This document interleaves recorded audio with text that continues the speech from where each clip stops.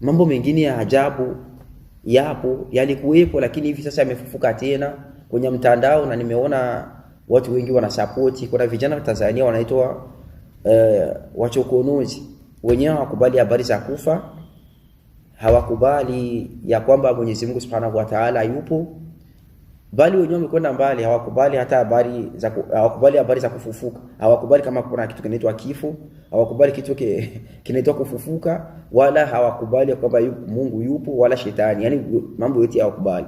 Lakini leo inshallah nataka nimalize na somo ambalo litaufungua ubongo wako kwa mtu ambaye anataka kujifundisha au mtu mwenye akili timamu.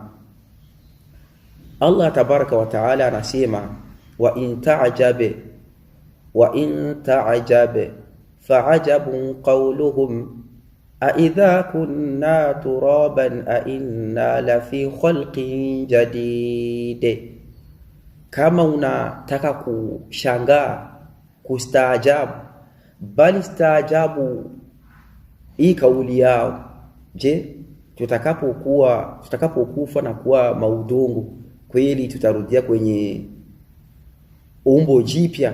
Tutarejea kwenye umbile letu kama tulivyokuwa mwanzo? Ili ni jambo la kushangaza. Huyu mtu akili yake inafanya kazi vizuri.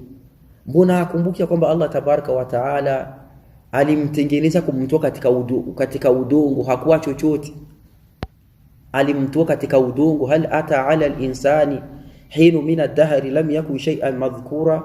Yeye haoni ya kwamba zilipita karne na karne, yeye alikuwa hana jina, alikuwa hana utajo, alikuwa si lolote, si chochote. Baba yake hajazaliwa, mama yake hajazaliwa, bali babu yake hajazaliwa, wala hakuna yoyote katika sababu za yeye kuja duniani iliyokuwepo.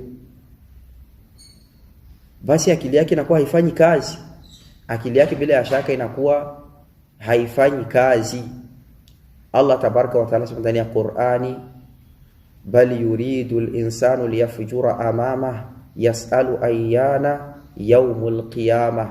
Mwanadamu anataka kufanya madhambi mbele ya Allah tabaraka wa taala, anahoji kila wakati kiyama ni lini. Allah ameapa, bala qadirina ala an nusawwiya banana. Sio kumfufua tu, sio kumfufua, bala qadirina ala an nusawwiya banana. Ameapa Allah, anaweza kumrejeshea. Banana ni hii mistari ambayo iko kwenye kiganja chako cha mikono, hii mistari ambayo iko kwenye